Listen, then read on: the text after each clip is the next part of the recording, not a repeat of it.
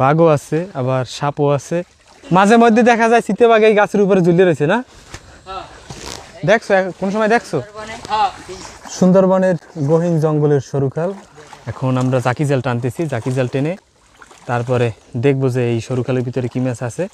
বিশেষ করে চিংড়ি মাছ পাবো আশা করতেছি, বড় সাইজের গলদা চিংড়ি পাওয়ার সম্ভাবনা আছে, পানিও প্রচুর আছে। এই মাছ পাও না গায়ে, এখন আমি এটা বুঝতে পারছি, ওই যে দুই সাইড ফাঁকা, তোমরা এই কারণে মাছ পাও না। নইতে হইবে, নইয়া জাল ওই যে সাইডে, হ্যাঁ এইবার যে ধরছো এইরকমের একটা টান দিলে প্রচুর মাছ পাবা, এটা শিওর। কিন্তু তোমাদের ওই যে টান হয় না, পিছন দিয়ে আটটা একটু বাড়াই রাখতে হইবে, তাহলে মাছ পাওয়া যাবে। তো এখন এমন একটা সরু খালে আমরা আছি, এই যে দেখেন সামনের দিকটা যদি একটু দেখাই, ওই যে খাল একদম চিকন হয়ে গেছে, ড্রেনের মতো, হ্যাঁ ড্রেনের মতো হয়ে গেছে সামনে।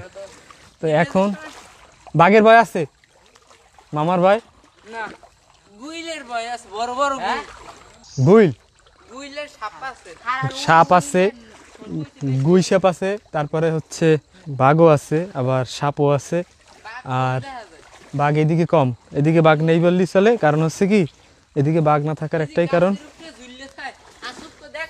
মাঝে মধ্যে দেখা যায় চিতাবাঘ এই গাছের উপরে ঝুলিয়ে রয়েছে না? দেখছো কোন সময় দেখছো? এই জায়গায় মাছ আছে, আস্তে আস্তে আয়, পাশে দিয়ে আস্তে আস্তে আস্তে আস্তে আয়, এই জায়গায় তোমরা মাছ পাবা, আস্তে আস্তে আসো। এই যে খালটা কিভাবে সরু হয়ে একদম ড্রেনের মতো হয়ে গেছে, আর এই দিকটা সামনে গেলে চওড়া। তো আমরা একদম বঙ্গোপসাগরের কূল থেকে এই খালটার ভিতরে ঢুকে পড়ছি। আর এইদিকে সবাই মাছ ধরে আসলে মোটামুটি, যার কারণেই ঢোকা। কারণ হচ্ছে কি, আমরা কিভাবে বুঝি, এই যে দেখেন মানুষের এই যে পাড়া আছে, অর্থাৎ মানুষ এই জায়গায় ঢুকছে, মানুষের পায়ের ছাপ দেখা যাচ্ছে। তো এখানে বাঘ আসে না দেখেই আসলে মানুষ ঢুকছে, বাঘ আসলে মানুষ এই জায়গায় কোনো সময় আসতো না, যার কারণে আমরা সাহস করে ঢোকা। আর আসলে কিছু করার নেই, কারণ হচ্ছে তখন আর কিছু করার থাকবে না। আর কুমির আছে, তাও এইসব খালে থাকে না মোটামুটি নিশ্চিত, যার কারণে আমরা ঢুকি এইসব খালে মাছ ধরার জন্য। তো আশা করতেছি আমরা এই টাইমে মোটামুটি মাছ পাবো, কিছু করি না। আর দুই সাইডে হচ্ছে ঘন জঙ্গল, এর ভিতরে ঢোকা যাবে না। ও মাছ ধরছে একবার না, যার কারণে মাছ কম। তো আরো লোকজন আসছিল হয়তো, বা তারাও মাছ ধরে গেছে। এই নিয়ে যদি মাছের গতি দেহ, হয়তো মাছ যুগের সব মাথায় চলে গেছে দৌড়িয়ে। ওরে বাবারে, কি হলি ওটা? ওটা ধরছিলি কি? হ্যাঁ তো এখন ওই যে ক্যামেরাটা আসলে ধরা ছিল না, এই যে ও কি করছে, সাপ ধরে দিছে পাক্কা। সেই সাপ হচ্ছে কি সাপ, ধর অনেক বড় কাটালি। সাপটা একটু যাই দেখাই যাওয়া লাগে না, এত ওজন লই যাইতে পারবি? তো আমাদের জাল টান দেওয়া শেষ, এখন আমরা আমাদের যে সামনে গ্রুপ আছে সেই জায়গায় চলে যাব, কারণ দলবদ্ধভাবে মাছ ধরতে হবে।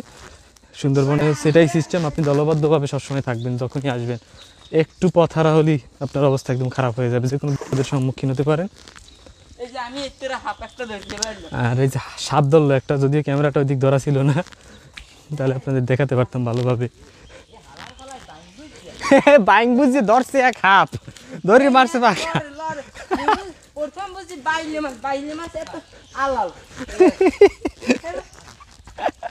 ওরে বেডা, বিশাল এক হাফ ধরে জায়গা গিয়ে পাখা মারছে, মারটি বেড়া আপনার গুলো দিয়ে পড়িয়ে রয়েছে।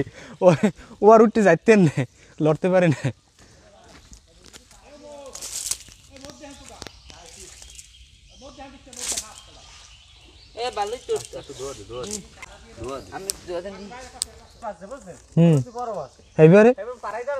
তারপরে কি সাপ, এবারে সাপ বাইরেছে,